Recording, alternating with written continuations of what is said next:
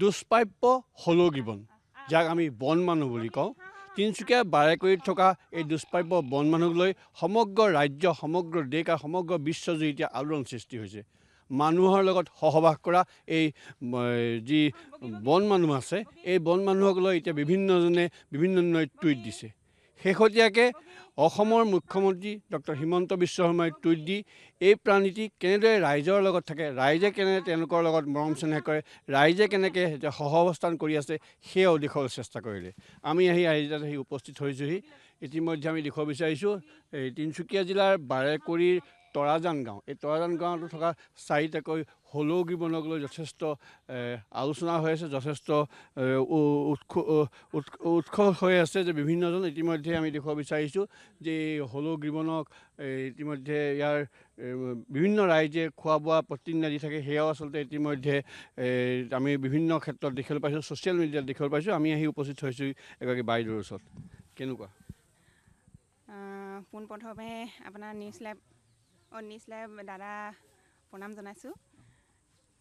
এই বগীকলীয়া আমাৰ CM ছাৰক বহুত অশেষ ধন্যবাদ দিছোঁ, মোৰ ভিডিঅ' চাই কিনে এনেকৈ আপোনাৰ পেজত আপলোড কৰাৰ কাৰণে। এতিয়া সেই আপলোড কৰাৰ কাৰণে সকলোৱে এতিয়া দেখিছে এনেকৈ যে মই বগীকলীয়াহঁতক এনেকৈ কল চল দি দি আছোঁ বুলি। 4টা আছে। আপুনি এইখনকাল কি কৰে? মই আশাকৰ্মী কৰোঁ। নামটো? মোৰ নাম দীপ্তি বৰা। মই তৰাজান গাঁও আশাকৰ্মী। আমাৰ হাফজান PHC পৰে। কেতিয়াবা আপুনি এই হলৌ গিবনৰ লগত বা বন মানুহৰ লগত লাগি আছে? মই বহুত দিনেই হ'ল, মই 2001 চনৰ পৰা লাগি আছোঁ। তাৰ পৰা সেই 2001 চনৰ পৰা এনেকৈ প্ৰতিপালন কৰি আছোঁ। আৰু মই অকলে বুলি ক'লে ভুল হ'ব কথা, আমাৰ গোটেই গাঁৱৰ ৰাইজ সকলোৱে তাৰমানে মৰম কৰে। আৰু মই বেছিকৈ তাৰমানে সিহঁতক কল চল দিওঁ যে, সেইকাৰণে বেছিকৈ আকৰ্ষণ কৰে মোৰ লগত। আচ্ছা, এটা কথা আপুনি কওকচোন, এই গোটেই বাৰেকুৰি অঞ্চলত কিমানটা হলৌ গিবন এতিয়ালৈকে আছে? 22টা আছে। 22টা আছে। 22টাও ৰাইজৰ লগতে থাকে? ৰাইজৰ লগতে থাকে। নহয়, ৰাইজৰ লগতে থাকে। কিছুমান কেইটামান খালি সিমান ৰাইজৰ ওচৰলৈ নাহে।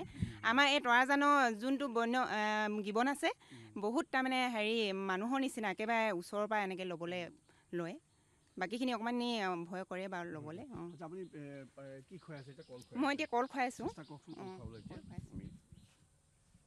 খালি ওচৰৰ পৰা অকণমান দূৰলৈ গৈ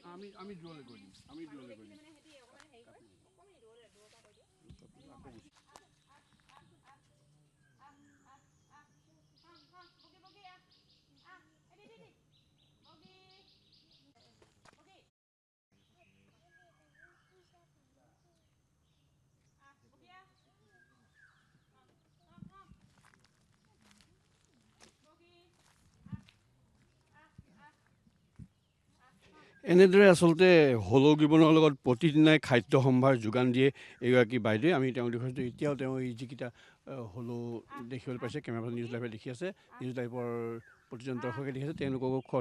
বাইদেউ, প্ৰথম আপোনাক এই সময়টো এটা এই হলৌকেইটাৰ নাম কি ৰাখিছে আপুনি? আচলতে মই বগী বুলি কৈছোঁ। মাকজনীৰ নাম বগাটো হৈছে মাইকী হয়। মই তাৰ নাম বগী ৰাখিছোঁ। মই মৰমতে ৰাখিছোঁ, আৰু চবেই বগীয়ে বুলি কয় বাৰু। তাৰপিছত কলাটো কলীয়া, তাৰপিছত পোৱালিটো পোৱালি বুলি মাতোঁ। সিহঁতি নামটো তাৰমানে মই যেনেকৈ মাতোঁ সিহঁতি গম পাই যায়। মই বগী বুলি মাতিলে বগীয়ে নিজে এটা কল লৈ যাব। তাৰপিছত কলীয়া আহা বুলি ক'লে কলীয়াও এটা কল সেনেকৈ লৈ যাব। সেনেকৈ আৰু সিহঁতৰ নামকেইটা সিহঁতি নিজে জানে। মোৰ নাম বগী আৰু মোৰ নাম কলীয়া, মোৰ নাম পোৱালি। এতিয়া দূৰত থাকিলেও বগী আহা কল খাবলৈ বুলি একদম গছে ডালে ডালে আহি যায় আকৌ। আচ্ছা, এই গোটেই বন মানুহকেইটা লৈ আপোনাৰ হলৌ গিবনকেইটা লৈ চৰকাৰে নিশ্চয় দৃষ্টি দিছে। আমি PMক দেখিলোঁ, তেখেতেও টুইট কৰিছিলে, CMও কৰিছে। তথাপিও আপুনি কি বিচাৰে? চৰকাৰক কি বিচাৰে? চৰকাৰক এটাই বিচাৰোঁ, আমাৰ তৰাজান এই বগী কলীয়া সিহঁতক তাৰমানে খোৱা সদায় মই যোগান ধৰিব নোৱাৰোঁ। ঘৰত যিমানখিনি থাকে কল, সেইখিনি অকণমান পকাই মেলি খুৱাওঁ। তাৰপিছত নাথাকিলে মানে সেনেকৈ পইচা যোজাৰ কৰি কিনি খুৱাওঁ। কেতিয়াবা সিহঁতি ভোকতো থাকে। সেইটো অকণমান মোৰ ভোকত থাকিলে বেয়া লাগে। তাকে সিহঁতক যদি খোৱা ব্যৱস্থা কৰি দিয়ে, মই অশেষ ধন্যবাদ দিম CM ছাৰকো, চৰকাৰকো। তাৰপৰা আকৌ পৰ্যটকবোৰো তাৰমানে আহে, সিহঁতি থকা ব্যৱস্থাও কিবা এনেকুৱা বাসস্থান এটা যদি আমাৰ বাৰীতে যদি দি দিয়ে, মই সেনেকৈও বহুত পাম তাৰমানে। ধন্যবাদ দিম। আচ্ছা, এই আচলতে হলৌ গিবনৰ লগত মানুহৰ থকা একাত্মতা আমি দেখুৱাব বিচাৰিছোঁ। তিনিচুকীয়া জিলাৰ বাৰেকুৰি এই হলৌ গিবনকেইটালৈ 22টা 21টা যি হলৌগিবন আছে সেইকেইটাক সংৰক্ষণৰ কাৰণে চৰকাৰে যিখিনি ব্যৱস্থা লৈছে তাতকৈ অধিক ব্যৱস্থা লৈছে এই গাঁওবাসীয়ে নিজে। আমি দেখুৱাব বিচাৰিছোঁ দীপ্তি বৰা তেখেতৰ এই বাইদেউগৰাকীক, যিয়ে আচলতে বিগত কেইবাবছৰ ধৰি এই হলৌগিবনকেইটাক প্ৰতিদিনে নিজৰ পইচাৰে নিজৰ সামৰ্থ্যৰে খুৱাই আছে। আৰু